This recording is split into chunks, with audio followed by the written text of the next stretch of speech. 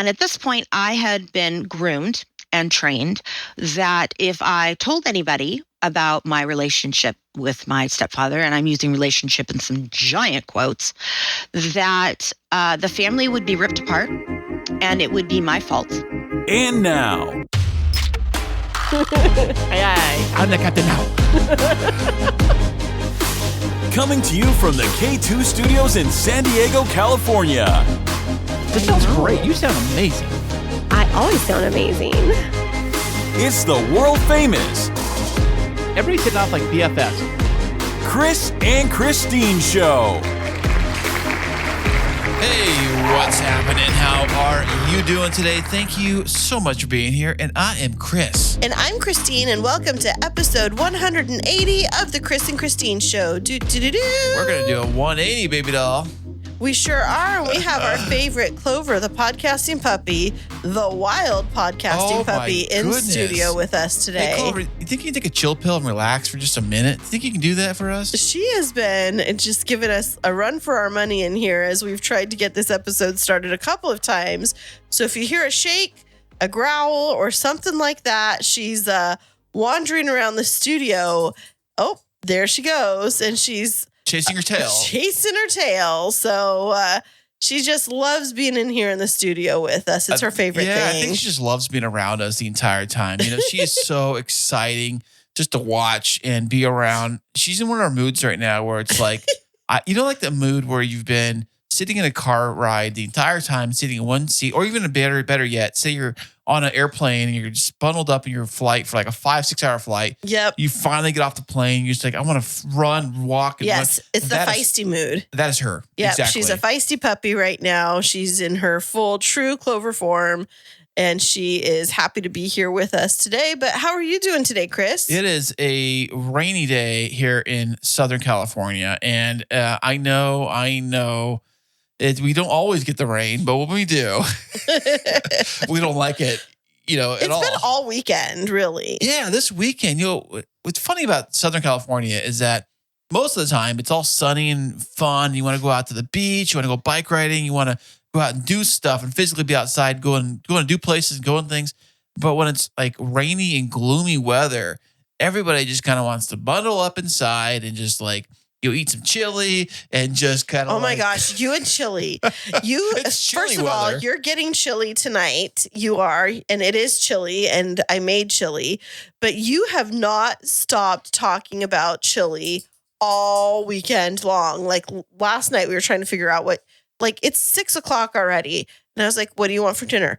You know what sounds good? Some homemade chili. I'm like, you could have asked me that 4 hours ago, so I could put it on to simmer, but. You wanted me to start it at 6:00? No, sir. Well, I was do quick chili. Recipe for all you fellas out there. The quick chili basically is you get the can of chili. It says chili on it. You can't miss it. It says chili right on the bottom of the can. And then what are you even talking about? And then you heat it up on the stovetop, sprinkle in a little flavoring, maybe add in a dice in some onion and some other veggies, maybe, if you want. That's like faux chili. No, that's like chili from the can. I'm talking about chili. Did you hear the part about me adding extra fluff to it? That doesn't count. You add extra seasoning to it, and then maybe add some extra beans to it, and you cook it on a pot or, however you want to do it. Heat that thing up for about, a little while till it's boiling, and then it's good to serve. Until it's boiling hot. Clover, what's going on with you? My goodness. She's being crazy right now. We're going to take a quick pause because Clover is being crazy. We are back. We had to remove the podcasting puppy from the podcasting studio. She was going nutso in here. We had to put her on timeout. It's like Clover timeout. You had your fun. You think you'd be cool. It's like, I can be cool. I'm going to be good. It's like you tell little kids the same thing, too. It's like, hey, if we go to the store, you better behave. Yeah, I'll be fine. If you don't behave, we're taking you right out of here and we're going home. And the funny thing is, a lot of grown-ups or adults, they fail to do that when they actually, because we all know we got to get stuff done at the store. We have to get stuff done. We have to get this podcast done, for all the millions of fans out there. So regardless of Clover's attitude, we got to remove Clover like you probably should with your child. Remove them from the store and then continue shopping. This podcast episode is devolving so quickly. Well, let's get ourselves back on track. So this week has been a very interesting turn of events as we've had a lot happening around the house, haven't we? Yes, we have. Do you want to tell everybody where you went yesterday? No, I want to start off first with Ezekiel's birthday. Oh, that's right. Ezekiel had a birthday. Yeah, he wasn't here in town, though. No, Ezekiel turned 19 on Thursday. But little rock star over there, he has been making the rounds to the open mic nights, and he has been going to anywhere from 1 to 3 a week, and really building out his comedy routine. And he's been sending them to me and getting lots of laughs, and so proud of him for putting himself out there. Really funny jokes and bits that he's come up with. But that's great. Yeah, but he had his birthday on Thursday, and I will be leaving on Tuesday night to go up to Central California for about 4 days, and I'll be able to get the family together to celebrate him while I'm up there. Oh, nice. Now, being that you weren't here or he wasn't with you on his birthday, how'd that make you feel? Well, I've kind of gotten used to it. We've had this kind of a rhythm for the past 8 years, so it's not new. I'm always sad. I mean, he's my firstborn, my baby, but you ask a deep question. I wasn't ready to get in contact with those emotions today. But, I just think I'm so proud of him. He's 19. We did spend a good chunk of the day on FaceTime the evening on Thursday before he went out to dinner, because he had statistics homework for college and he was stuck on the concepts. And so I used my new ring light setup to put my phone down so that it would be over a notebook so he could see the work. And we did the work together and worked out the different equations, because statistics is my area of specialty. Oh, nice. Statistically speaking, you are good at statistics. Statistically speaking, I am statistically significantly. Yeah. Anyway, so got to spend some good time, and we would chat in between the problems that we were solving. But he caught on pretty quickly, and so that was really helpful. But it was nice while I wasn't able to be there on his actual birthday for us to spend some quality time virtually together. That's very nice. Yeah. I'm trying to think back to my 19th birthday. It was only like a few years ago. It was like yesterday. It was like yesterday. I know. I can remember, like, at least here, the casinos used to be 18 and up to get in. And let me tell you, 18th birthday, 19th birthday, it was all about the casinos here. And I would spend my measly allowance of like $6, in one little spin, poof, gone. But I used to do that kind of stuff when I was his age. I didn't have any, I wanted to do comedy back then, but there wasn't any open mic nights that I can think of. Maybe there was, but I don't remember. I'm so proud of Ezekiel doing the open mic night and trying to get his passion, his foot in the door with the whole comedy scene. And I think what he's doing is he's building confidence, not so much, even with you think about the comedy thing, but like even doing something like open mic night, or even doing something like this podcast here, is it's going to build your confidence so that if you go into, say, a job interview, right, you pretty much can, like, I wouldn't say nail it, but you can have the confidence to answer questions and not like feel like you're just kind of I don't know, right, you're nervous. You'll fall back in this corner where you're like, I don't know what to say because I'm so nervous and I don't know how to talk to people and stuff.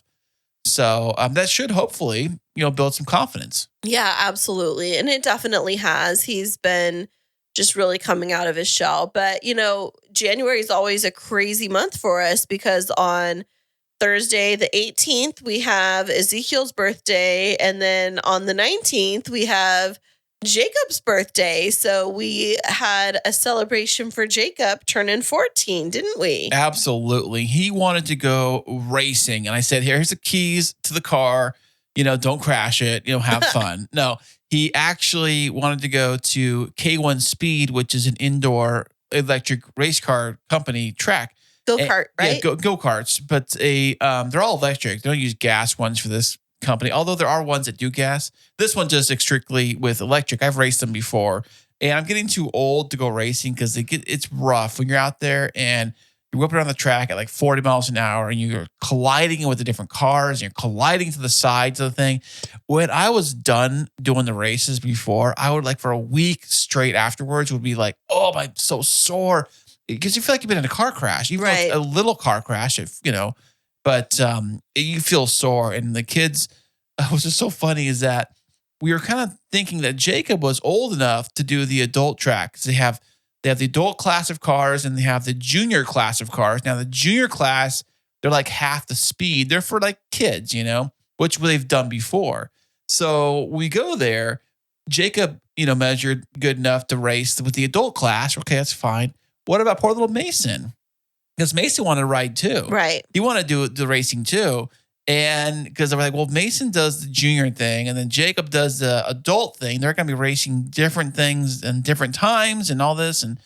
And she measured Mason against the wall there. It turns out Mason was barely tall enough to also race in the adult class. Rock star. Yeah. So I said, you guys sure you want to do this? This is going to be like a lot faster than the other cars you've raced before, like twice as fast. Yeah, I want to do it, Dad. Let's do this. And so they both raced together. And the first race they did was just the two of them racing together, just getting familiar with the cars because they're so much faster than the other cars they've raced. And then they did that. I bought 3 races for the kids to do. And on the second 2 races, they were both in an entire class of adults. All these 2 little kids, Mason and Jacob, racing against an entire group of grown-ups.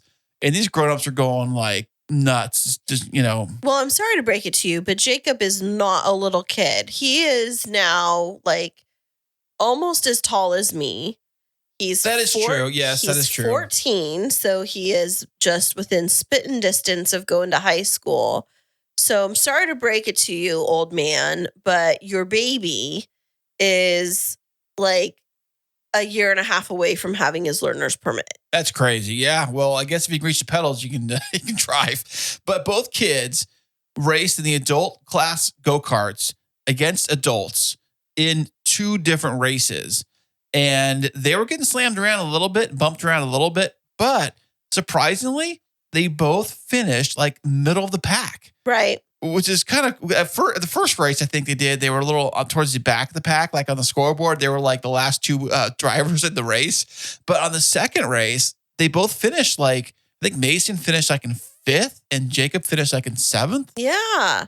Well, they were super excited to be able to go there and to race each other. And then Jacob had said he wanted to have a steak dinner for dinner that night. So we took him to Claim Jumper, right down on the waterfront here in San Diego, which is across from the Star of India pirate ship, which was lit up so perfectly. It was a great view. And man, we had the best server. Her name was Edna. And she was, I would say, one of the top 5 servers I've ever had in terms in terms of her customer service and just her kind demeanor. And she really was, like, pumping it up for Jacob's birthday, brought him a birthday cake and had everybody singing to him in the whole dining room. And we still came home and we did cake and presents for him, but for him, it was really special. And, one of the things that I appreciate about our kids, and we were even talking about this, is that as they are starting to grow up,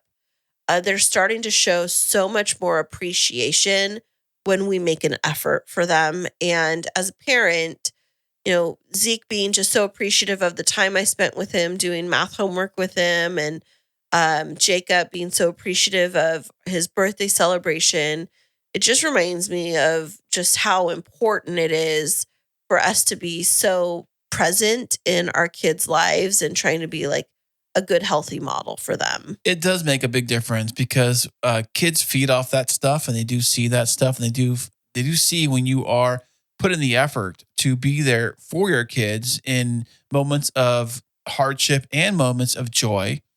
Hopefully it sticks with them as they go into adulthood. Absolutely. And, speaking of that, this week we have a great guest who's going to talk about her life journey and overcoming some really challenging instances of interacting with her parent and her life story. And it really is, it's enlightening. It's a story of resilience, of empowerment, and of overcoming and of healing. And I think that you're going to get a lot out of it. So we do want to give a little bit of a trigger warning because depending on what your background is, if you come from a background where you've had a situation of abuse or parental abandonment, this may be triggering for you. So we do want to leave a little trigger warning in advance, but we do hope that you'll take the opportunity to listen in to this heartfelt interview that we have. And we're going to be back with our guest, Jesse, right after this.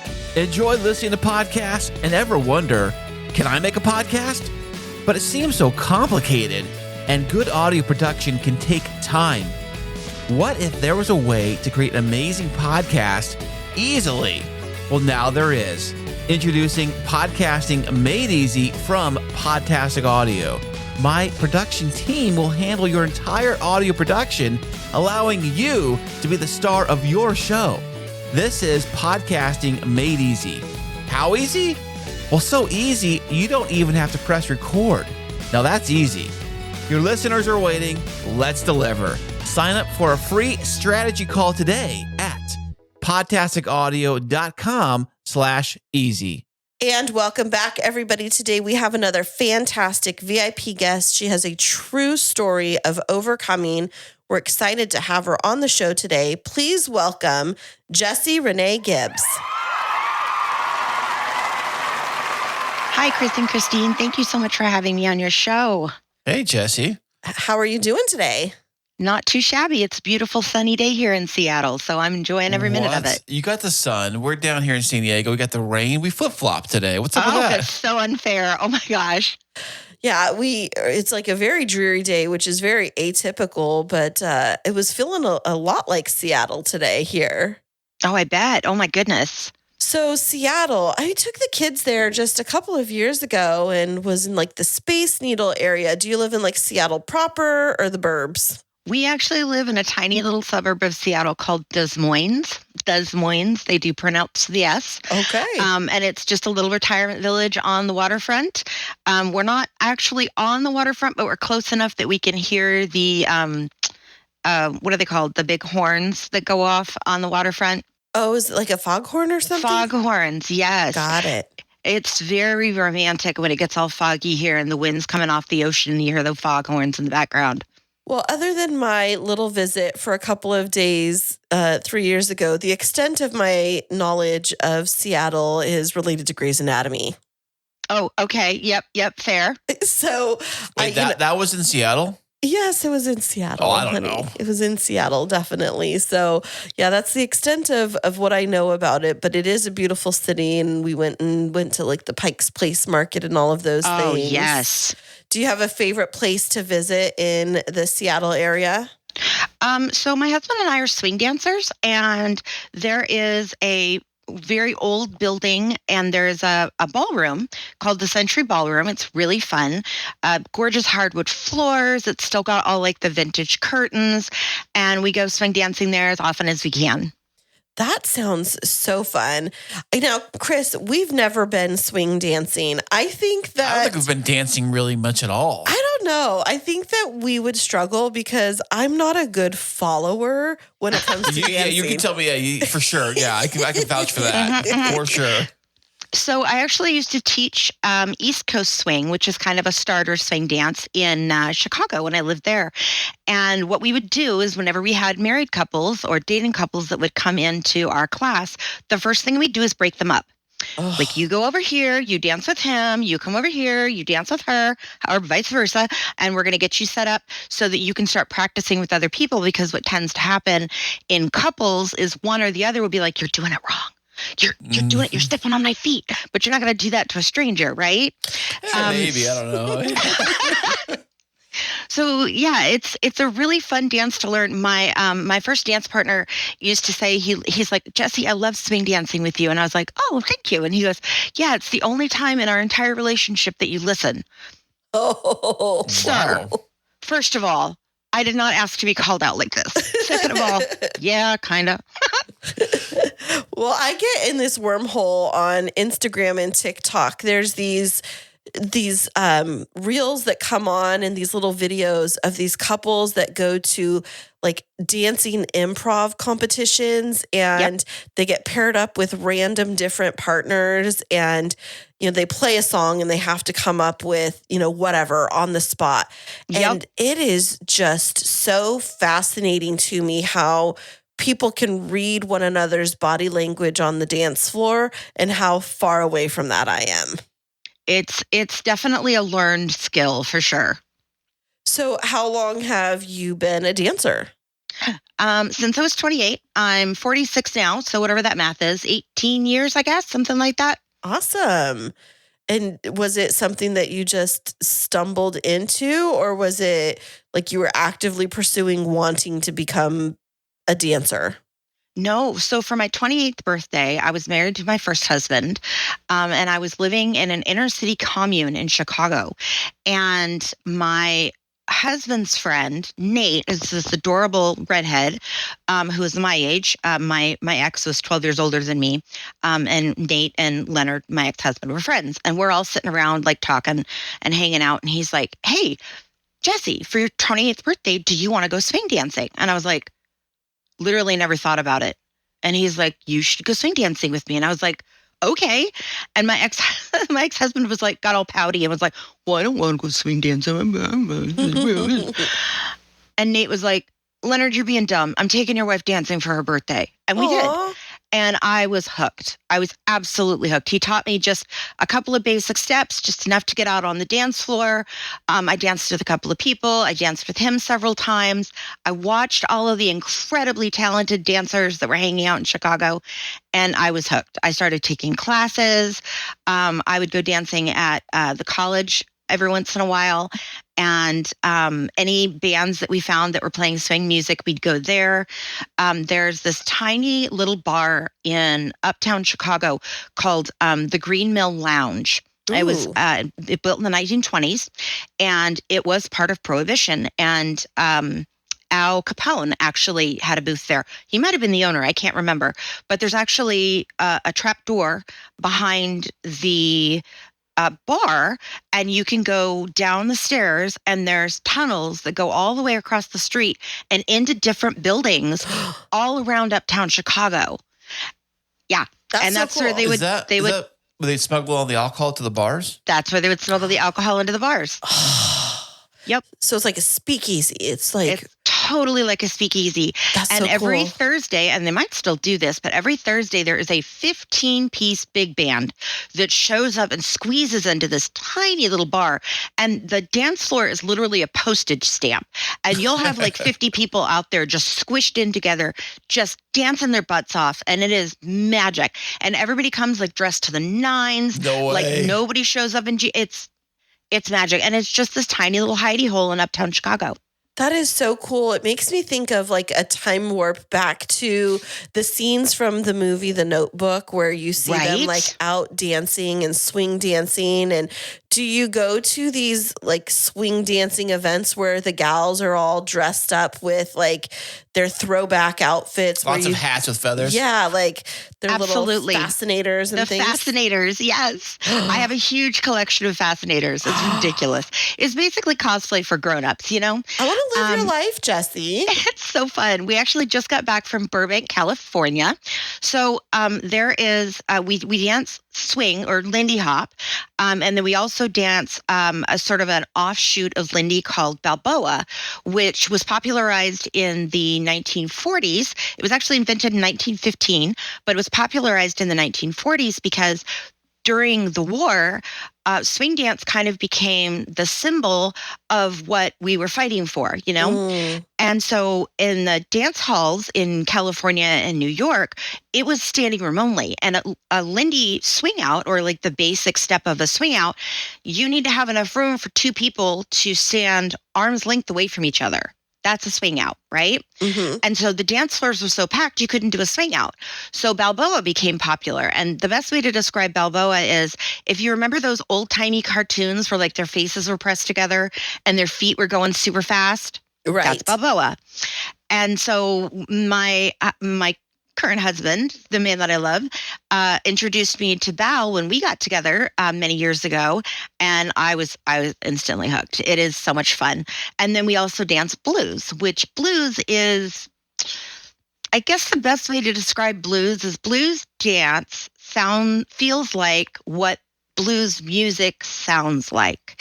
It's low and it's slow and it's sexy and it's magic and it's really like, it's not necessarily athletic, but it's like yoga for dancers, I guess. Oh. And it's so much fun. Oh my gosh. It sounds amazing. Well, we want to learn more about the start of your story, but I'm actually going to pop us right into the center of your story because I was stalking you on TikTok. And by the way, you're so interesting. And I love the way that you tell stories. And you've definitely got a follower in me. But I was so fascinated with the story of how you and your husband, your now husband, the love of your life, met as you were, can I get the term right, a taxi dancer? I was a taxi dancer. Yes. Okay. First of all, you got to dance on taxis? Exactly. Yes. You got to tell everybody what that is. So a taxi dancer is basically you get like some of the more seasoned dancers and they wear like a black and white checkered scarf around their arm. And that tells anybody, the new dancers, the older dancers, that you will say yes to anyone who asks. Because when you first start dancing, you tend to have this mindset of like, junior high school, like, oh God, is she going to like me? Do I like her? It's like, that's not what dancing is about. We don't do that. And so as a taxi dancer, it was my job to basically invite all of the new dancers out on the dance floor. And the dance scene, at least in Seattle, well, the places that I've danced, Seattle, California, New York, are very inclusive. So there's leads and follows. It's not necessarily boys against girls. You know what I mean? Mm-hmm. And so I'm dancing with everybody. And in comes this new guy. Now understand, I had been single for a little less than a year. It was the first time I had not been responsible for another human being in my entire life. Mm-hmm. I was very happy being single. Thank you very much. And here comes this new guy. And I was like, hey, new guy, let's get on the dance floor. And it kind of won the lottery because he was a very good dancer. Kind of swept me off my feet. Literally. So I asked him to dance again and again and again. I think we danced like 5 or 6 times that night. And I invited him to come out to Odd Duck Studios was hosting a blues dance the following week. And it just happened to be on my birthday. Now, I told him point blank, after the fact, of course, that you can't take that personally. I invited a bunch of people to my birthday party. You really can't take that personally. Come on. And he showed up.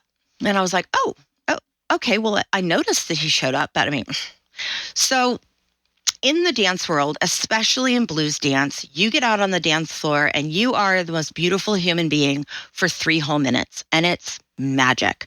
And then, you light a cigarette, you take a big poof and you walk on, thank you, and walk on to the next person, right? Aw. It's just fantastic. It feeds all of the physical touch that I really needed in my life because I didn't get that in my previous life. And so I just like the dopamine poisoning was fantastic. And so in the dance world, there's sort of this unwritten rule that if you get what we call a dance crush, you go, oh boy, I'm really hot. I think I'm going to step outside and cool off. And if they're interested, they follow you. Oh. So he followed me and we never actually made it back into the dance because we sat outside and talked and talked and talked. And at 1:00, one of my friends comes out with my purse, which I had left in the building. And he's like, yeah, they're locking the doors. And I was like, oh, okay. And then he walked me back to the car. All right, well,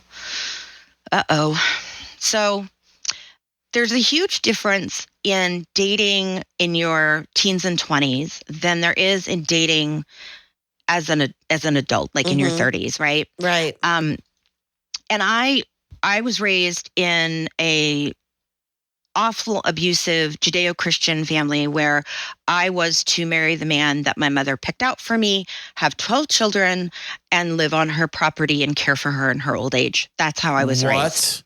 Oh, wait. Let's go back to that segment. You said that she picked out your mate to marry. She picked out, not you. Yes. But she picked out. Yep. Okay. That sounds like it's prearranged. Mm-hmm. Wow. Okay. And she did not have good taste in men, but that's another story. Well, they usually don't, Okay, so let's pause on the story of how you met your now husband, because your journey, Kris and I were talking as we were prepping for the interview. It's fascinating and appalling and heartbreaking, and also speaks to your resilience. And there's really not one word to describe it. And, we were reading some of the reviews on your stories. Sometimes it's almost so much and so deep that it's hard to believe that all of this life has happened to one person who's still here standing in front of us and now happily surviving and thriving and continuing to heal. So with all of that being said, as the preview, can we go back to a little bit of the beginning of your story and your origins? Like where were you born and raised, and what led you to where you're at now? So I was born on a naval base in Rota, Spain. My mother had joined the Navy at 19. You have to understand, my mom was a deeply troubled child. Long story there, but she had her first illegal abortion when she was 13. And to our knowledge, she had 6 abortions before her 19th birthday. And I was born when she was 19. I was to be another one of her abortions, but she found out that if she was pregnant, she could be dishonorably discharged from the Navy and go home. Was that her plan, to get out? That was her plan. So she didn't want a child, so she contacted a lawyer, and they found a sweet family that was going to adopt me. They had set up their nursery. And 3 weeks before I was born, Mama found out that if she kept the baby, she could get out of the military. But if she gave the baby up, they would give her a few weeks to recover, and then it was back to work. At that point, how many years left did she have to serve in her tour of duty or whatever it is? 18 months. She only had 18 months to go? Mm-hmm. So she wanted to get out of the 18 months. Mm-hmm. Got it. Okay. Yep. So 3 weeks before I was born, she decided to keep me. And then she spent the next 3 months trying to kill me. She would leave me alone in the apartment to go out partying. So my grandmother was extremely meticulous in the items that she kept. And before she passed, she gifted me 45 boxes of files and court documents and journals and every letter that my mother wrote to her when she was pregnant with me and after I was born. Wow. So I have a stack of all of these letters with notes telling her mom that this little B word is so demanding and thinks that she can eat whenever she wants to instead of on the schedule that I think she should have. Speaking of you, an infant with no means to care for yourself. Yes. Wow. I have a letter from the doctor at the 3-week mark. Basically, so CPS was a different situation, both in the military, in Rota, Spain, and in the 70s. So things were a lot different back then. I think they've improved quite a bit, though there is obviously a lot to go. But there's a letter from the doctor saying that I had lost so much weight in 3 weeks. Because, of course, after a baby's born, they usually lose like a percentage of their weight and then they gain it back fairly quickly. And I had lost so much weight because my mother was starving me. That they said, the doctor basically said that if I didn't gain weight in the next 3 days, that he was calling the police. Wow. So 3 months after I was born, Mama flew back to Washington State, where my grandparents were, moved back in with her mom and dad, and then proceeded to drop me off on her mother so that she could go out partying again because she didn't want to be a mom. How old was your mom at the time? 19. She was 19. So she had you when she was 19. Uh-huh. And at that point, she didn't want me. If you think about it, like a lot of 19-year-old women, even today, if they were to have a child today, whether they wanted the child or not, I think that being that young, having a child, it's a lot of responsibility. You know, it is. What's interesting, Jesse, is our oldest just turned 19 2 days ago. And so Oh, goodness. we're thinking like a boy, but, you know, different, but still the same. Like I'm thinking he of course wouldn't be birthing a child himself, but you know, for him to become a parent at this age, as wonderful of a human as he is, like it's not the time. Hugely challenging. Like it's a giant gear shift having a kid, even if you're, 25 and in a healthy relationship with a home and a yard and whatever else you need to raise a baby, or you think you need to raise a baby. Right. Your brain isn't even fully developed until you're 25. Right. And one of the things that was a huge challenge in writing the book was I wrote part of the book from Mama's perspective, using the notes, the letters, and the court documents to sort of flesh out who she was at that age and see if I could step away from the version of her that I knew, who was a monster, and recognize that she was a very troubled 19-year-old. Well, it says she's out partying a lot. She wanted to go out partying versus taking care of a newborn baby, which doesn't sound like she'd be getting Mother of the Year award if you ask me. But, No.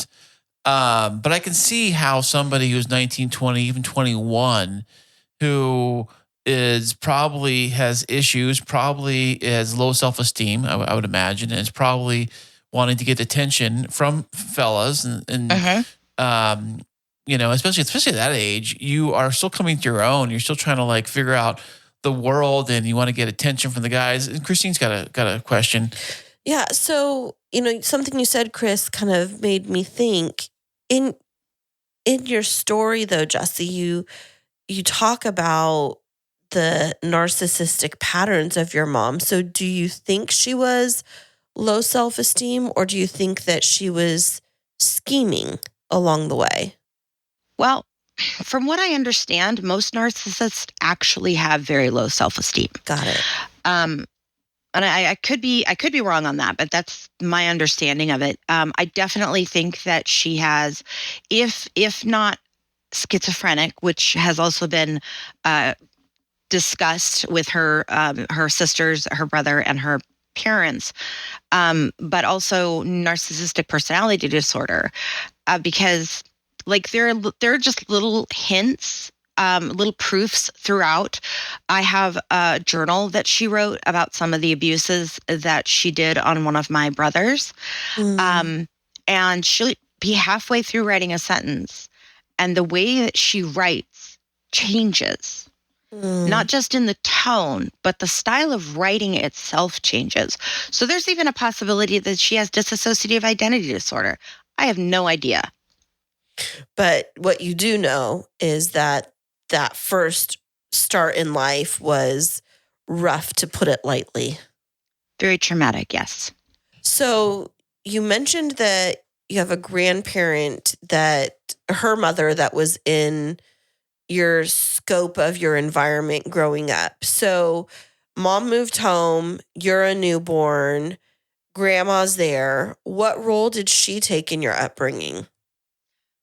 Oh boy. So grandma was the safe person.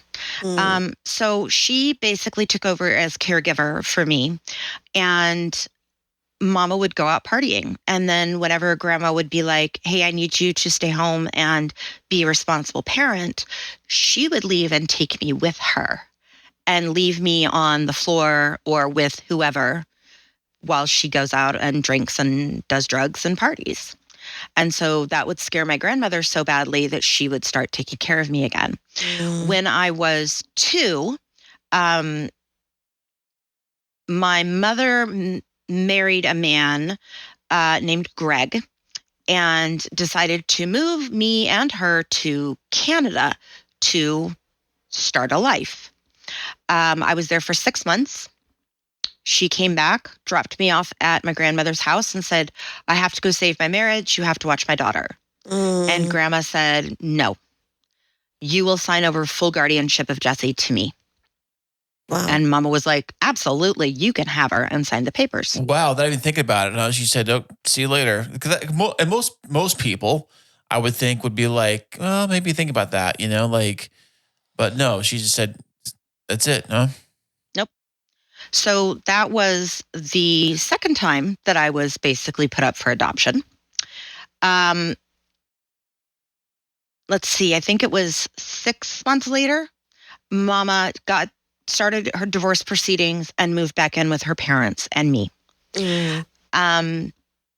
Grandma worked as a secretary for junior high school, and she got up one morning and knocked on Mama's door and was like, Jesse's up. She's changed. You need to get her breakfast. I have to go to work. And Mama came out and said, I had an abortion yesterday and I need to go to the hospital right now. Oh my gosh.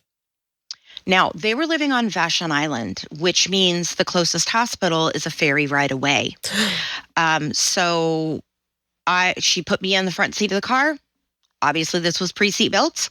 Mama sat in the back seat, and the kind of abortion that she had, it basically induced labor. And so she delivered a fetus in the back of the car and on the ferry, and I was 2 and saw the whole thing. And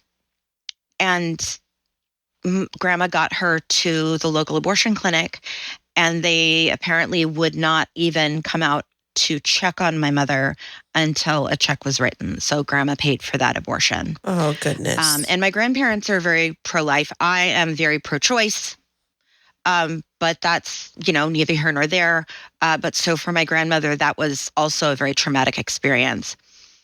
And then shortly after, Mama packed her bags and disappeared to North Carolina. Wow. At that point, they had a family meeting, and my aunt, Mabel, who is just my absolute love. I love my aunties both so much, was in the place in her life that she wanted to have a baby. And so she and I had a great relationship. She was an artist. She was very artistic, very kind, very fun. And she was like, I will absolutely take Jesse. So I moved in with her. That lasted less than 9 months because her husband at the time, now ex-husband, basically sat her down and said, if we ever get divorced, I don't want to pay child support. You have to give Jesse back. Oh my gosh. So they put me in the middle of the room again. Who's going to take her? And my grandparents were the only ones who were in the mental and financial position to take on a child. And you have to understand, not only was I traumatized by all of these situations at this point, by the time I was 4, my grandmother had me tested for an extremely high IQ. I found the test when I was going through the paperwork and found out that I had an IQ of 145 when I was 4 years old. Wow. Is that good? I have no idea what that means. That's Mensa status. No. Absolutely. Very, very high IQ. Nice. The problem with that, however, is you have an understanding of what's going on, but you don't have the emotional capacity to regulate that situation, whatever situation. Like, just as an example, I remember being on the boat. Grandpa was a Navy man and a fisherman of some great legend in his own mind. And so he was always out on the boat. And once a month, Grandma would go out with him and have an adventure. And so when I started living with them full time, I became part of that experience. And they'd put me in my little life jacket and off we'd go onto the Puget Sound. And I remember being in the boat, and I was telling my therapist about this at one point. I remember thinking, Grandma is not a great swimmer, and she's old. And Grandpa would not be able to save both of us if the boat tips over, which means he's going to have to choose between me and his wife. And of course he's going to choose his wife, which means I would drown or get eaten by a shark. And I'm telling this to my therapist, and she goes, Jesse, you realize that a healthy 4-year-old would literally tell that story and be like, no, Grandpa would stand up on top of the water, pick me, Grandma, and the boat up and walk across the water to the shore. Like that's magical thinking. You still have that when you're a small person. And I didn't have that huge imagination, but a lot of dark thoughts because I understood death at a very early age. Death and loss and abandonment, I'd say. Yep. So with that early start, did things get better for you after 4 years old when you're with grandma and grandpa? Or did you continue to have a rough experience through childhood? Ooh, loaded question. So when I was 5, my mother sent her mother a letter explaining where she was in life. She had gotten remarried. She literally signed the divorce papers, walked across the hall to the next judge, and married her next husband. Wow. All on the same day, huh? On the same day, within an hour. Let's call that efficiency right there. And Mama was never without a man. She could not survive without it. Well, it might explain all the abortions and it might explain that kind of stuff. Well, I mean, when she was 13, she was 5'10" and looked like Wonder Woman. She was beautiful. 13? 13, she was 5'10" with a size 11 shoe. Wow. Wow.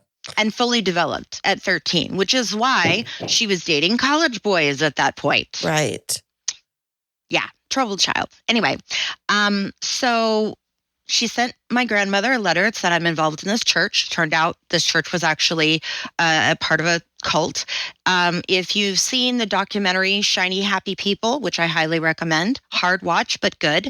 It's about the Duggar family, 16 kids and counting. Mm-hmm. 19 or 20, I think it is, whatever it is. Yeah, a lot. That was how I was raised, was under Bill Gothard's tutelage. And there's a lot of abuses that Bill Gothard not only preached, but encouraged and as far as raising kids was concerned. And that's what how my mother was choosing to raise her children. And her and my stepfather had proceeded to have 2 boys at this point. So I had a 3-year-old little stepbrother and a 1-year-old little stepbrother.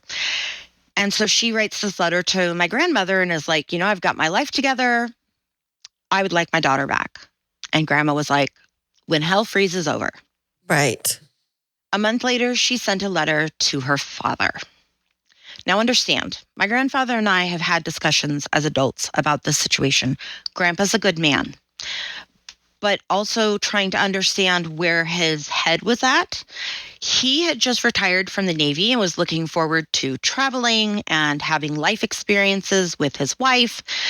And all of a sudden, he has an emotionally traumatized, highly intelligent, high needs 5-year-old little girl running around all over the place. And he didn't want that. And so he said yes. And my grandmother, very upset with the situation, but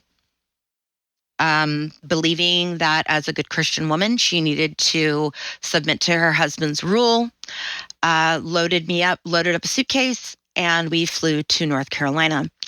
And I met my mother and my new stepfather and my 2 little brothers in the airport. And Grandma handed me my Timmy bear and went to get back on the plane. And I stopped her and I handed her back my Timmy bear, my little brown bear with the little glass eyes. Because I knew if she kept Timmy, that she would come back to make sure that I got Timmy back. Mm. And you were how old at this time? I was 5. Wow. So I moved in with the Taylors. And my mother at the time was part of an organization called WEBA, WEBA. It stands for Women Exploited by Abortion. She was very anti-medicine, naturopathic, all the things. Believed that because she was pro-life, that doctors were trying to kill her. She was traveling all over the country at the time, doing speaking engagements at different events and churches. And I was being taught that wearing pants was evil, that girls should always wear long dresses, because boys will sexualize you if you are not wearing a dress. Wow. I was 5. And that if I was going to grow up and be a good Christian wife and mother, which was the only choice that I had in life, that I was to practice this lifestyle with my stepfather. What hold on. What lifestyle? The lifestyle? I can tell. I cooked for him. Mm-hmm. I cleaned up after him. I did his laundry. I prayed for him every day. I would leave him little love notes because Mama said that is one of the things to do. And it got to a point very shortly after moving in with the Taylors where they would go into the boys' room, which was right next to mine, and they would sing Jesus songs to my brothers and pray with them, and they would put them to bed. And then they would come into my room and pray with me, and then Mama would go to her bedroom and Papa would stay in mine. Right. So what they were doing was at first treating you as if you're a sister wife and grooming you. Yes. And then because, I mean, we can forecast it for a lot of different reasons. In a way that he probably justified it is you weren't his biological daughter and then you were exploited and violated. Is that Bingo. What happened? Yep. Yeah. And I was supposed to stay with the Taylors. It was a 3-month test to see how things worked out. In those 3 months, my mother started any letters or boxes that I got from the aunties or my grandmother were denied or even ripped to pieces and mailed back to her. She unplugged all of the phones, stopped paying the phone bill, so there was no contact with the outside world. And I was informed that my grandparents had abandoned me. 18 months later, my grandmother, who still had legal custody of me, remember, finally got a hold of my mother and was like, I will be on a plane in 2 days. I will be at your front door, and I will be bringing the sheriff if you don't give me access to my granddaughter. And Mama was like, oh, I don't understand. I don't know why you're so upset. I mean, we're just doing all of this, safety things, we're just trying to, keep things quiet in our house and whatever other excuses she came up with. And Grandma shut up. And at this point, I had been groomed and trained that if I told anybody about my relationship with my stepfather, and I'm using relationship in some giant quotes, that the family would be ripped apart and it would be my fault and Papa would go to jail and I would have to live with that guilt on my conscience for the rest of my life. So I didn't say anything. And Mama did a really good job of the 5 days that Grandma was there, keeping me and her from having private conversations at all. Right. She was constantly over my shoulder. On the 4th day, my grandmother literally got in Mama's face, which is kind of hard. Grandma's 5'0" and little tiny Irish redhead and weighs, 100 pounds dripping wet. My mother's 5'10" and a big girl. And it was like, I have full custody of Jesse. I'm taking her out to lunch. Do not argue with me about this. If you do, I'm just taking her with me. So we went out to lunch. We sat in the car and had chicken McNuggets. And Grandma's like, okay, kid, what's going on? I'm like, nothing. Everything's fine. It's great here. I love it. Except that I know you pretty well and I need you to tell me what's going on. Right. And I told her everything. Grandma's the most stoic woman I've ever met in my entire life. Grandpa you were her baby. Yeah. Grandpa says he's only seen her mad twice. And this Navy man, Navy retiree, mind you, literally blanches and is like, I don't want to ever get her mad at me. Like, ever. That's the first time I ever saw Grandma upset. And she kept her cool, but you could see it. So we made a plan. There was no way my mother was going to give me up without a fight. So at this point, Grandma had been paying for a private Christian school. My mother wanted to homeschool us. But Grandma was like, yeah, I know you better than that. You barely passed high school. No, right. Jesse's a really smart kid. She needs to be educated. And so I was in 2nd grade at this little private Christian school. So we made a plan. I was going to pack as much things as I wanted to take in my backpack for the day. I was going to go to the school. Grandma was going to drop me off at the school on her way to the airport. So we go to the school, we sit down with the principal, we explain the situation. Grandma gets out all of the paperwork that says that she has rights to access to me. She is my full guardian. And we got on a plane and went home. So you went to the school as like a decoy? Uh-huh. And then you and Grandma skipped town. So, but because she had rights to you, it wasn't considered kidnapping, was it? It was not.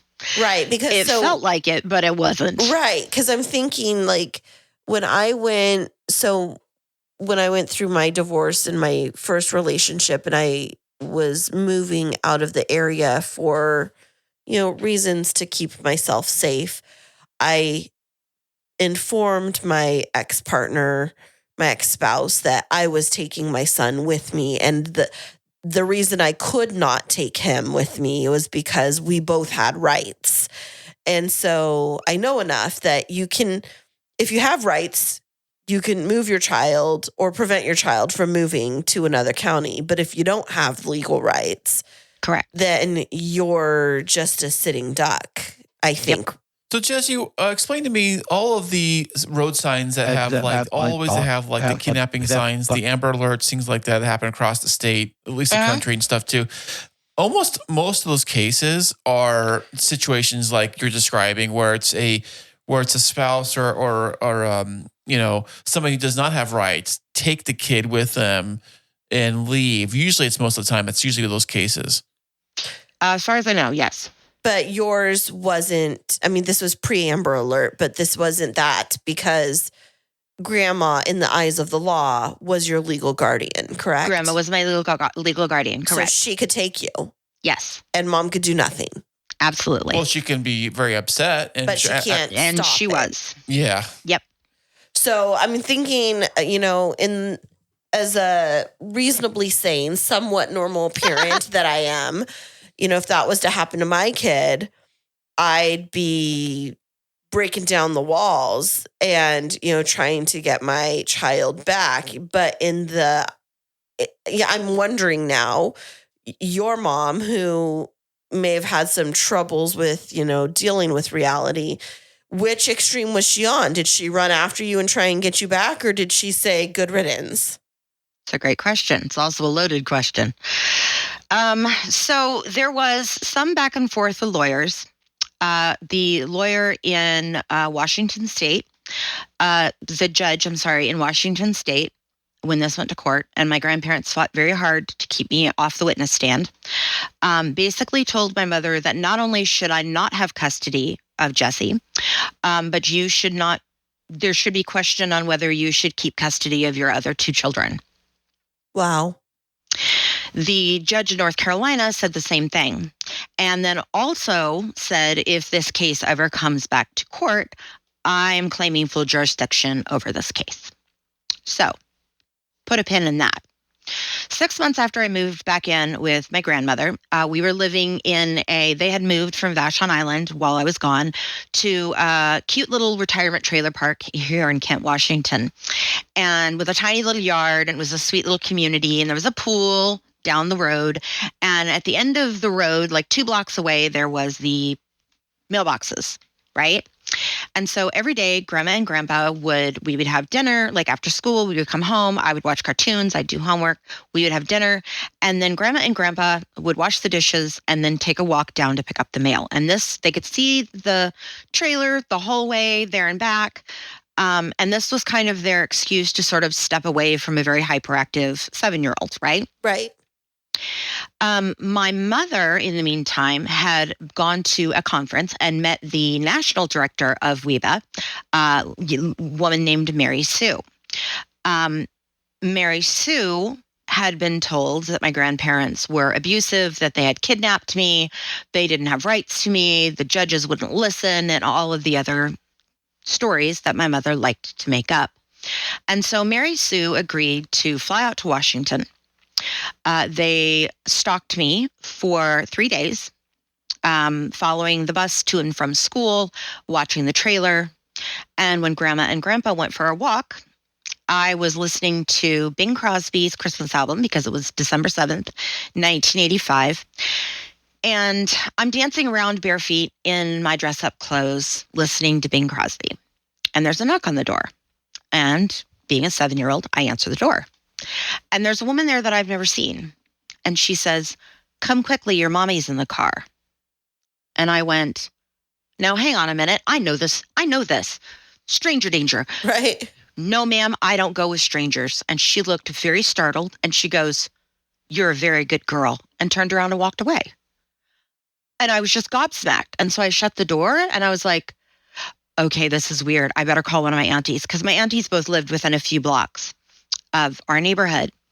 I walked over to the phone, picked it up, started to dial, and the door burst open. And my mother, all 5'10", 300 pounds of her, stormed through the door, grabbed me by the arm, kicking and screaming, dragged me down the wooden steps. I had splinters in my arms and hands. Understand, it is December. I am barefoot. And drags me across the gravel and throws me in the back of a car next to my 9-month-old little brother. Wow. Who immediately begins screaming because I'm screaming. And then we peel out of the parking lot. My mother turns around and starts yelling at me for upsetting my little brother. Like, how dare you? You need to get your shit together. And by the time my grandparents got back from the walk, there were 6 police cars in their driveway. Wow. Because a neighbor had seen it happen and had called 911. We drove from Kent, Washington to Oregon State, crossing state lines, which now made this a federal offense, and the FBI got involved. We pulled over to a gas station. I am still sobbing. And my mother comes to the back of the car. She gets down next to me and she says, "Do you want to talk to your grandmother?" And I said, "Yes." And she said, "Okay, I'm not going to let you if you're crying." And so I pulled my together. Okay. And she carried me over, because I was barefoot. She carried me over to the phone booth. I don't know if anyone here remembers phone booths back in the day. Right. Yeah, the word accordion style door. They did, like, there you go. Think Bill and Ted's Excellent Adventure. It's like that Yes. old, right? Yes. And so we go into this freezing cold telephone booth, and Mama puts a quarter in and dials the number. And my grandmother, once again, very stoic. I've never heard her raise her voice until this moment. And I could hear her through the phone screaming at my mother, "Dolores, you bring my grandchild back this instant." And my mother, cool as a cucumber, "Do you want to talk to Jesse?" And she hands me the phone. And I said, "Grandma." And she said, "Jesse." And I just lost my shit. And my mother grabbed me by the arm, threw open the door, and threw me out onto the ground and shut the door. And Mary Sue came over and picked me up and put me in the back of the car, where I immediately fell asleep. When I woke up, we were pulling into a tiny little house in a tiny little neighborhood in a town that I don't know. And we were staying with another member of WEBA. And my mom nursed the baby until he fell asleep. Mary Sue was in the other room asleep. I was laying in a pile of blankets on the floor. Mama was on the couch. It was dark. It was quiet. And at this point, you have no idea how long you were asleep for, where you're at, how far you've gone, like completely, like you're just at this age. How old now? So you're 7 years old. You've had this super traumatic experience. Are you still barefoot at this point? Yes. Yeah. So like in your dress up clothes, you were just a 7-year-old getting excited for Christmas to come. And now you've literally been ripped away from everything, and you don't know how to get to safety or how to tell anybody even where to find you. Is that accurate? That is accurate. So it's night now. And my mother starts in on me very quietly so no one else can hear. Basically telling me what a bad little girl I am. And she was like, "Why did you betray the family this way? And what is wrong with you?"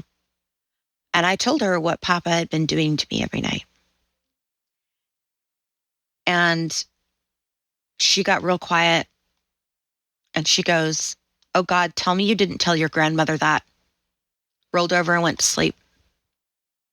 And the only time we ever talked about it. Had you told your grandmother? I had. Yeah. So we get home to Taylorsville. We flew home. I was dressed as Jeremy, Mary Sue's aborted son, she assumes. And I flew home with her in the back of the plane. Mama, wearing a wig and sunglasses with the baby, flew home in a different part of the plane. And we landed in Atlanta. From what I understand, there were 2 FBI agents on the plane. They were watching me, but they were waiting to find Mama. And they lost us in the Atlanta airport. So we go home, back to the same house. I don't know how she thought this was going to work. The next morning, I hear a ruckus out the back side of our house. The driveway went from the street all the way past the house to the back of the house. And then there was a back door, which the front door was always locked. We never used it. So 3 police cars come roaring up our driveway. And Papa came into my room and put me in my coat. It was blue. And passed me out the back window to a neighbor who ran me over to her house. And I hid in the closet for 2 hours. And then I was in hiding for a little over 2 years after that. Passed from family, all the families who were a part of this cult that my mother was involved in. I went from this house to that house to this house, different times, sometimes the middle of the night.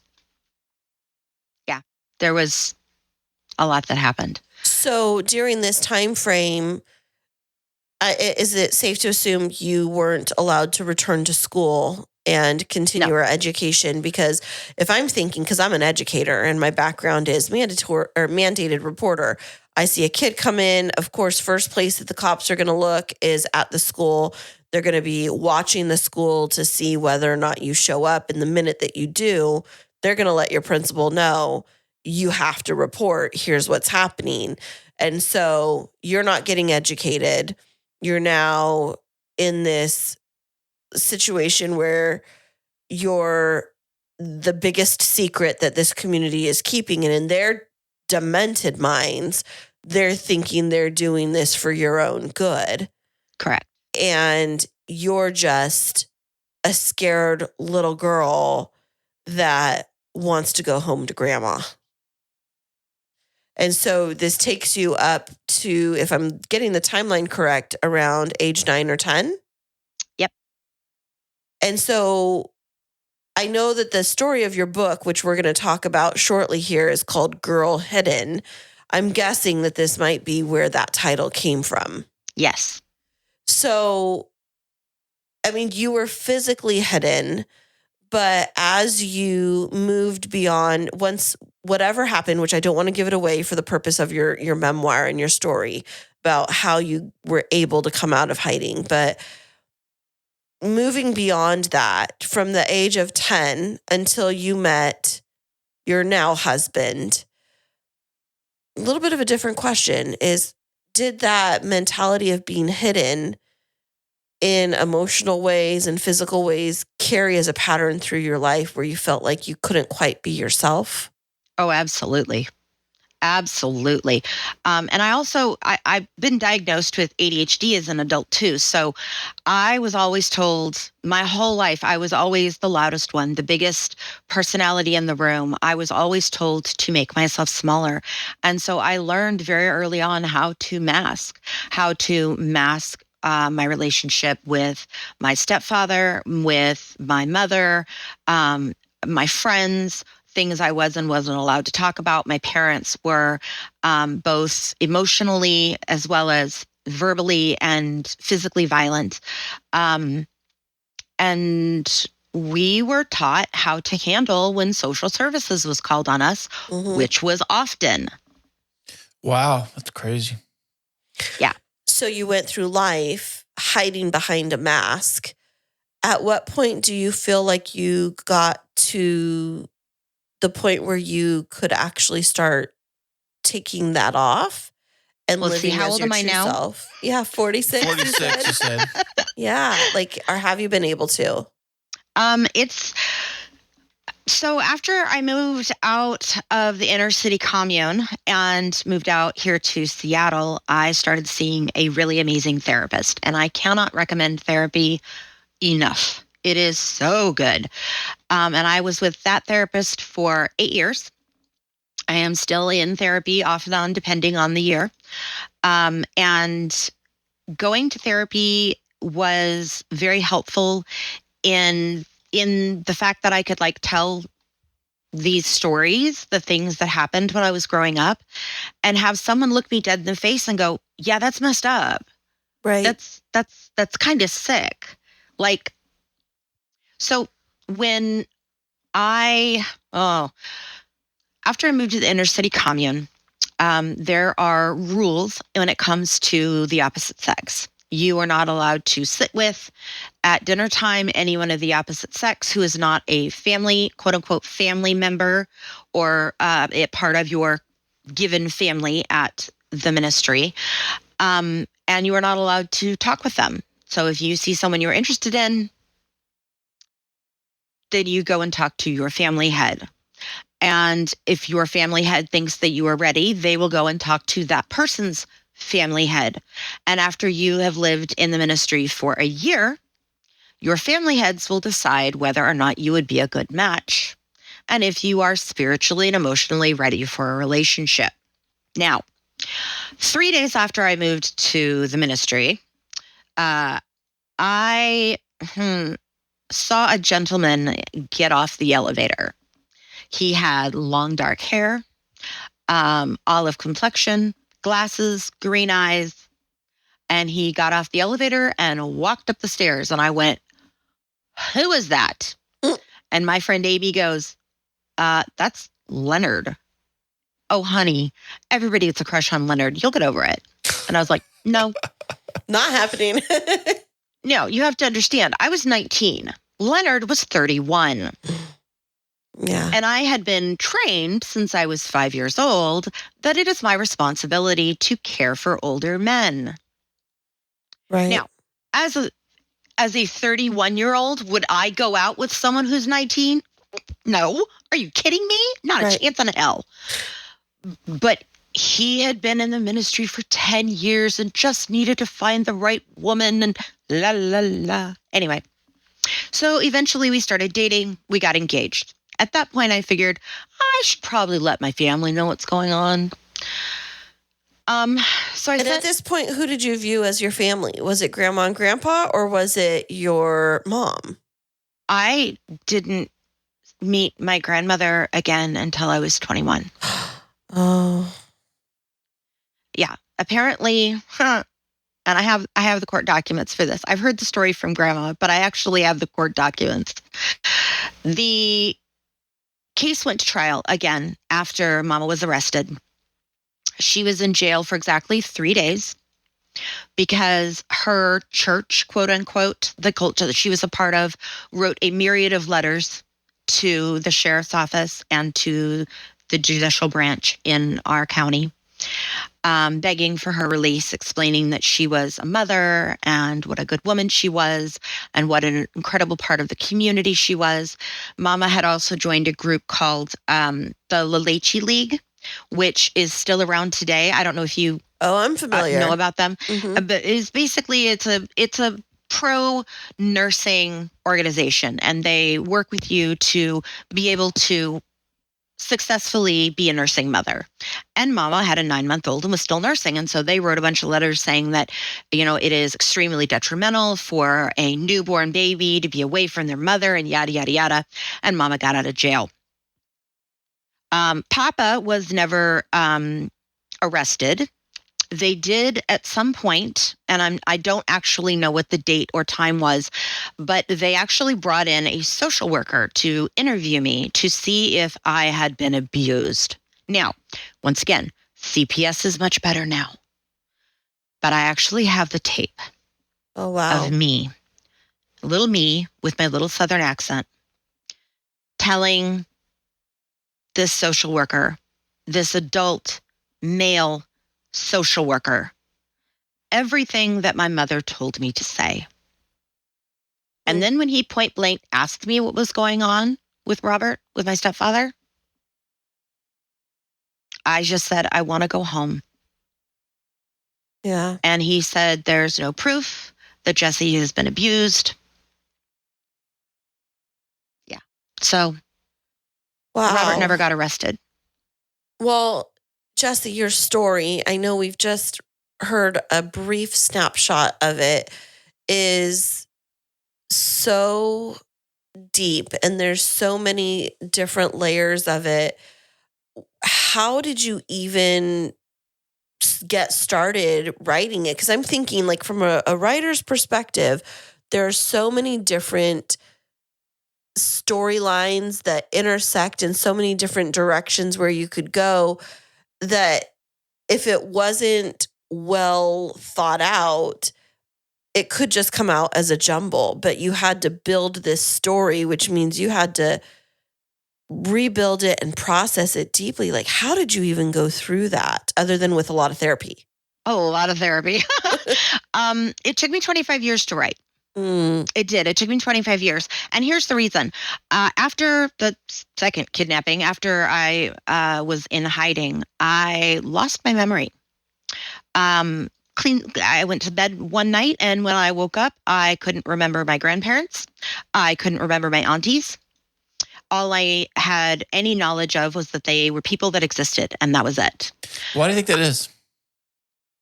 Well, a lot of times, children who have experienced traumatic experiences like this, their brain will literally shut off that section to protect you so that you can survive. It's like a PTSD response. It's absolutely like to keep your brain out of constant fight or flight mode. It does things like that to insulate. And I think that I've heard that from survivors of sexual abuse and of so many other types of violent forms of abuse where they literally have gaps in memory for years. And people will ask them about things that happened that they remember during that time span, like a birthday party or something like that. And it's as if that time didn't even exist.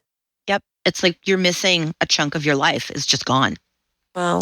I did retain the memory of the kidnapping. So I knew Mama wasn't safe. And I retained the memory of everything that had happened with Robert. So I knew he wasn't safe. And that was it. I basically started my life over at the age of 7. When I was 15, I started getting flashbacks. And I had flashbacks well into my 30s of like a sound, a song, a smell. And all of a sudden I'm transported back to being 5 years old. Where am I? What's happening? And having to walk through all of those things, very challenging. The other thing that was challenging in writing this story is I know my mother's version of this situation and how it happened. But what is true is not necessarily what Mama says. So I would write like a story or a chapter of the book or whatever and be like, okay, walk through that. All right, I'm done. I did this thing. And then I would pick up one of the boxes and start going through it and find another pile of court documents and go, wait a minute, my mother's full of shit. What? No, that's not what happened at all. And so in the process of writing this book, I started calling and interviewing people and sending letters and communicating with people who are on the other side of this story to find out their version of events. Right. And then even, the book's been out for 2 years now and I'm still learning stuff. So as an example, when I was growing up, living with the Taylors, the entire time that I lived with them, there was always an unwed mother, usually a very young woman, in our home giving birth at some point. She would live with us for a couple of months. She would have the baby. The baby would go one way. She would go another way. I never understood what was going on. When I was 14, there was a young lady in our town, and you have to understand, the town that we lived in at the time was small southern town. I don't know if it's a sundown town, but if it's not, it probably is, you know. They actually had Ku Klux Klan rallies in the main, like in front of the courthouse on a regular basis. Wow. Black people did not hang out with white people in my town. It was not acceptable. And a young lady whose parents went to our church at that time had gotten pregnant by a black man. And the pastor had sat the parents down and said, if you don't manage this situation, you're going to have to find another church. Oh, wow. So we were living in the farmhouse, which was 30 miles outside of town, so far out in the sticks that people from the boondocks would come out to see what the real sticks looked like. We had 18 acres of land, 2 freshwater springs, and a big gray barn, and a 110-year-old house. I grew up in a lot of filth. It was very gross. And my mother had 7 children after me, and 2 more abortions and 2 miscarriages. So I think we figured out she'd been pregnant after the last one, a full 18 years of her life. Wow. Yeah. Wow.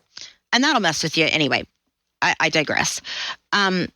So Mama picked this 16-year-old girl, Autumn, up and brought her and her pregnant self out into the middle of nowhere.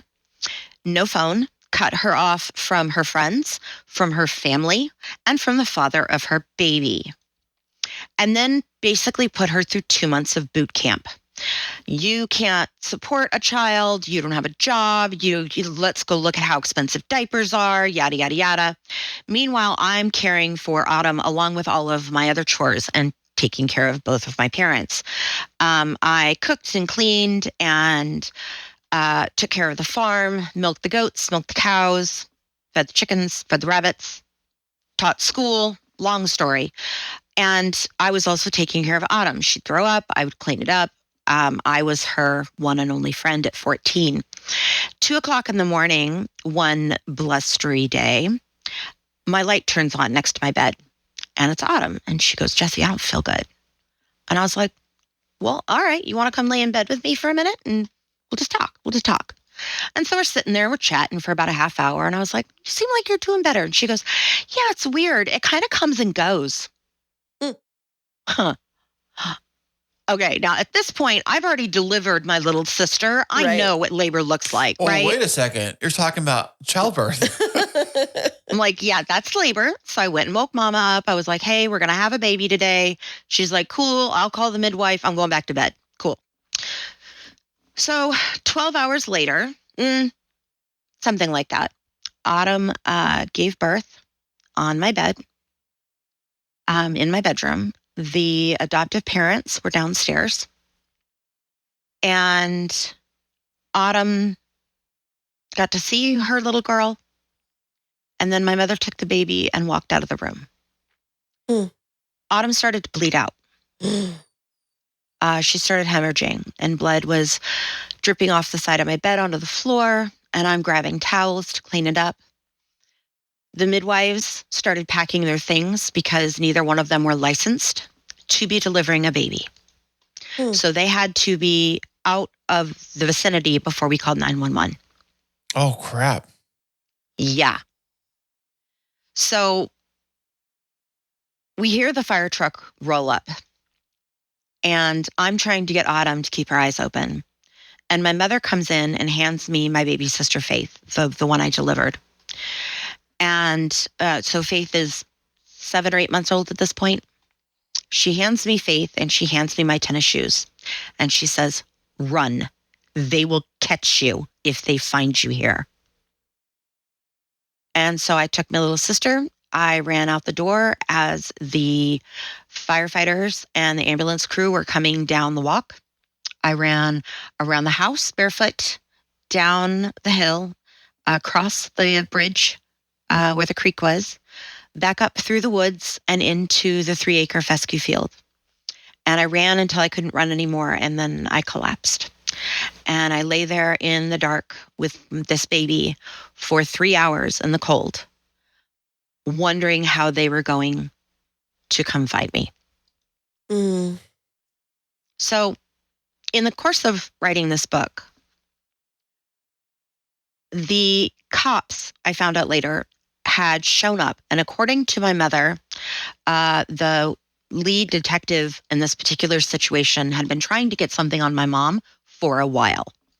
And so he called for a canine unit because we have a little girl who's had a baby and there's no baby, which means there's a dead baby on this property somewhere. And my mother refused to turn over any paperwork. Now understand, of all of the young women that came through our home when I was growing up, who gave birth in our home as I was growing up, this was the one and only time that there was actually paperwork. Mama just liked to give people babies that she thought was worthy. So fast forward 25 years, right? And I am doing all of this research. So I call the sheriff's office. And I was like, look, this is going to sound crazy. This is the situation that happened. This is the year that it happened. I just want to know, is there any like case files? Is there anything? And the secretary or whoever answers the phone is like, hang on, let me ask around. 2 minutes goes by. All of a sudden, a guy gets on the phone and he's like, this is Sheriff so-and-so. And I was like, well, hello, Sheriff so-and-so. And he's like, what happened? And so I tell him this story. And he's like, I was the detective on the case that day. Hang on, one of my deputies was also with me. He's going to want to hear this too. A minute goes by, he gets back on the phone, and apparently half of the department had me on speakerphone at that point. And he's like, tell us your version of this story. So I tell him the story. And I was like, what happened? And he's like, your mother had legal documentation that the adoptive parents had taken the baby and signed the paperwork. We couldn't do anything else. And I was like, okay, cool. At least that part is now information I know is fact. And he goes, do you happen to know what happened to the baby? He's like, it's been 25 years and I just never knew. And I was like, you know what? I'm going to make your day. Yes, sir, I do. She went to a wonderful family. I have photos of her from like Facebook. I'm friends with a friend of a friend. She grew up, went to college, had a wonderful life, and her name is Grace. Wow. And these detectives started laughing through their tears. It was incredibly precious. So I tell this story on my TikTok. Hey, this is one of the experiences that I had. Here's a clip from the book. And somebody says, oh, I see. So your mother was a human trafficker. Mm-hmm. What? No, because, And this was this past year. And I had to like reevaluate everything that I thought about how my mother handled these situations and recognize all over again from a completely different perspective the abuses that happened to all of these young women.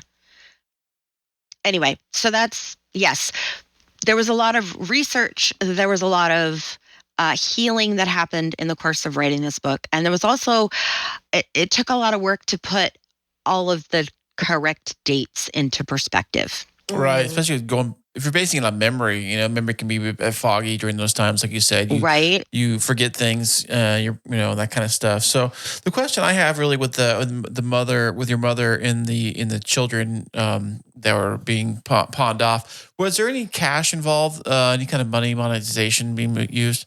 It's funny. I actually get that question a lot, and I honestly don't know. I don't know. We grew up incredibly poor. My stepfather was in the Marine Corps when I first moved in with them, and my mother decided that it was too much work for her to raise children on her own and for him to be gone twice a month to the reserves. And so she made him quit. So Papa basically worked odd jobs, and we were, from what I understand, we were about $10,000 a year below the poverty line in the 1980s. With 9 mouths to feed. Right. And a farm, and dogs, and cats, and chickens, and a couple of mice, but they weren't really invited. Well, Jesse, this story is just, it's deep, and it definitely is something that I think a lot of people can relate to different aspects of your story. Maybe not the entire timeline is like somebody's like, oh, that's my story, but you touch on so many different components of, narcissistic parents overcoming, enduring and overcoming and healing from sexual abuse, being kidnapped and trafficked and hidden, and all of these different components. So for our listeners that are out there right now that are totally into your story and want to know more about your journey, where can they find your book? So the name of the book is Girl Hidden, for obvious reasons. And girlhidden.com is my website. It's got a lot of information about me and the book and places that you can purchase it. We also did an audiobook, mostly because I haven't read anything in like 10 years. I barely ever pick up books anymore. I used to be an avid reader. Now I'm an avid listener. I listen to audiobooks all the time while I garden. It's amazing. And so we did an audiobook, and the young lady who did the audiobook was just chef's kiss. She was so good. I actually had to stop listening at one point and call her up to tell her how freaked out I was about the way that she played Robert, because it was on point. Oh, wow. So good. So the audiobook is available anywhere you get your podcasts. It's also available through Audible, and you can purchase the paperback copy through any of your local bookstores as well as on Amazon. Fantastic. That's amazing. Well, Jesse, we so appreciate you taking just a small part of your weekend to be here with us and to share your story. I know that walking through it can be hard and also healing at the same time. And so we appreciate you allowing us to hold space for you today. And we hope that the more that you talk through it, the more that you heal, and the more that you feel that you're helping others, the more empowered it makes you. I do. I absolutely do. When I got to the end of writing this book, when I got to the point where I was like, I probably need an editor, I realized that I had somewhere in the recent past stopped writing it for me and started writing it as a survival guide for people who have lived through these experiences. And I swear there's not a week that goes by that I don't have someone in my DMs telling me their story or saying, I've always wanted to write my story. This is what happened. And I'm very encouraging. For the love of God, write it down. It makes things so much clearer, and it helps you walk through these things. But my book does come with trigger warnings, just so you know, and I do have that in the beginning of the book as well. But thank you guys so much for having me on your show. I'm just so honored, and I so appreciate your questions and for inviting me to come and be a part of this. Thank you so much, Jesse. Are you in the middle of wedding planning and feeling overwhelmed? There's no need to fret, my friend. Kristine Smith Designs is here to rescue you. Offering wedding planning, coordination, and wedding floral design services, let us help relieve your stress and make your wedding day dreams a reality. Visit us at KristineSmithDesigns.com. That's KRISTINE SmithDesigns.com and request a free consultation. You'll be so glad you did. That was so great for Jesse to share her incredible story with us and be so open about it. And wow, that's crazy. The things she had to go through as a child at 7 years old, Right. And to go through so many different really traumatic instances and to come out on the other side as an individual who is now telling her story and inspiring others and helping them to get on their own journey of healing and recovery. It's very inspirational, and it's a great reminder that without trying to make this just about positivity, that no matter what you've gone through, that when you come out on the other side, your story has power to help others. Definitely. Yeah, for sure. Because you just never know. There's somebody that could be walking in those exact shoes at the moment they hear this. Right. And what I was thinking about is, even though you and I have very different life experiences from Jesse, there are parts of her story of, going through her divorce and, finding love again. And, she didn't share all of that in the interview, but she does talk about it through her TikToks and what her journey was. that I could connect with, and I could see myself in her story. And I think that she's very relatable. And I feel that I'm very excited to pick up a copy of her book and to see, what else I can gather out of her story. Yeah, definitely, for sure. Like it's definitely eye-opening for sure. Yeah, absolutely. And so where can our listeners find out more about Jesse and her story and her resources, Kris? Well, I did put a link to her website all in the show notes of this episode. Okay. And where else can they find it? Well, we have our website, which is krisandkristineshow.com. All information about us and all the episodes and all the details obviously will always be in the show notes of this episode. You scroll on down, you'll have everything you want to need to know right there. Yep. But if you choose to go over to our website and find out more about this episode and more about us, you can also learn more about Kris and his podcast engineering and production services with Podtastic Audio. And you can also hop on over to Kristine Smith Designs. You can check out our YouTube videos of our family adventures, find out more about us and our relationship. And we always invite you, if you've loved this episode and learned something from it, to definitely hop on over, leave us a review on one of our review platforms, and save and share this episode with others. Right, Kris? Fantastic. Couldn't said it better, baby. Absolutely. And so thank you all for listening. We really appreciate you and you being part of our K2 media crew. Is that what we call everybody? Our K2 K2 crew, baby. The K2 crew. And we'll be back with you next week.